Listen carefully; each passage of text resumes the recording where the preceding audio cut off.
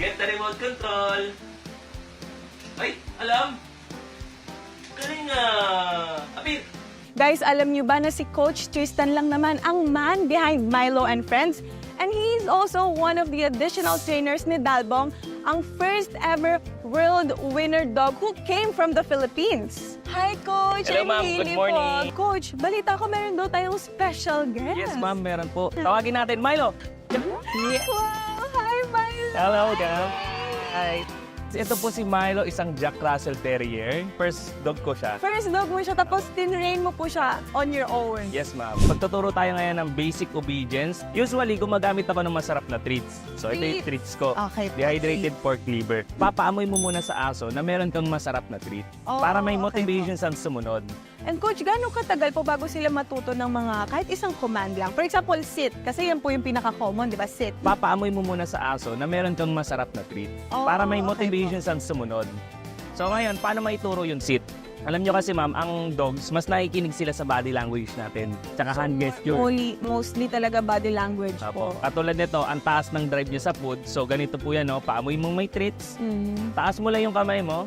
Then reward. Okay. Siguro mga 3 beses na wala mo ng command. Ayan, taas mo lang yung kamay mo. Then Ipaalam reward. lang muna sa kanya na may reward ka. Ngayon, maglalagay ka ngayon ng command. For example, no? Sit. Ayan, relax. Good. Wow! Ayun. Ayan. Very Come. good, Sit. Milo. Relax. Relax. Relax. So ngayon, ang isusunod natin, down. Isa yan sa mga mahirap na training sa pagdating sa basic obedience, yung down. Okay po. So usually, yung ginagawa ko, gamit ulit tayo ng treats. Treats. Yan, ilulure natin, i-guide natin yung aso. Ngayon, pag nagda-down, bibigyan mo na agad ng treats. So ibababa mo yung katawan niya. Bababa mo yung kamay nyo, Yes. gamit yung treat. Guys, medyo mahirap yan sa umpisa kasi hindi lahat ng aso kaya agad ng down. No? Nakikita nyo, nagda-down na siya, no? Ngayon, para mas nag-a-advance at nag-excel yung training nyo, lalayo ngayon yung kamay nyo. So, diba nakita nyo, sumusunod na yung nguso niya, no? Ngayon, ilalayo na yung kamay nyo, di ba? Down. Good. Wow! Diba niya? Milo! Hanggang lumayo yung command mo dyan. Sit. Sit. Relax. Ayan, di ba? Ganyan na yung position ko, ma'am, no? May distansya na. Relax. Relax. Down.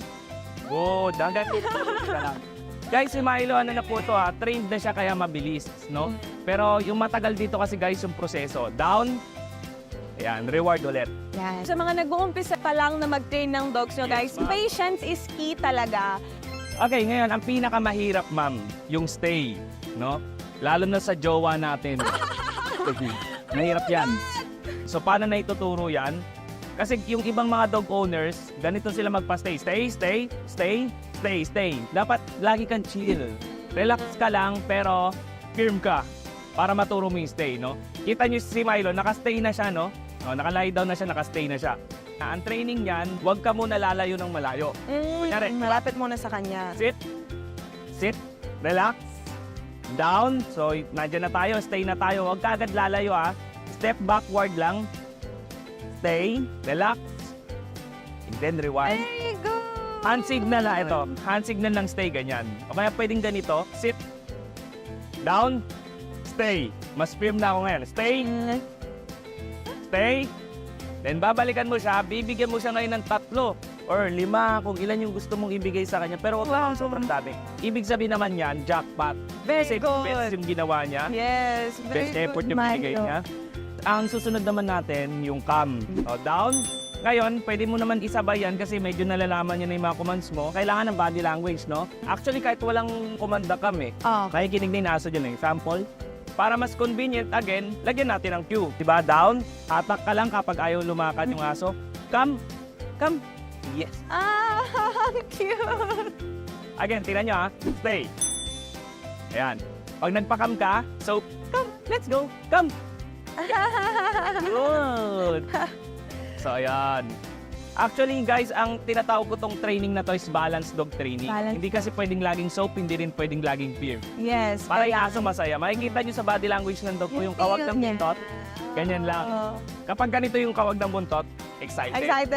Mahirap pasunurin yan pag ganon. Ang huli natin, yung proper walking. Okay, Maraming proper mga dog walking. owners dito problemado sa paglalakad ng aso. May 3 parts kasi yung leg ng aso ha. Flat collar. Pag andito yung leash natin, powerless ka dyan. Pag nasa middle neck, dyan yung trachea, dyan nasasakal yung aso. It should be dito guys, sa under jaw, sa ilalim ng panga. Tapos, pag naglakad ka, hands down, shoulders up, chest out. Para pag nilakad mo yung dog mo, sabay kayo. Kasi andito yung weakest part ng dog, Ah, under okay. jaw. Makikita nyo yan sa mga nagdo-dog show. Di ba laging nandito sa ilalim ng panga? Kaya bakit sabay sila at confident yung sa paglalakad? okay. Kaya ganito ang lakad, chill, relax, pero confident. Up.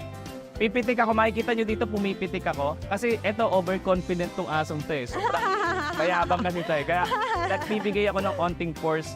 No? Yan. Come.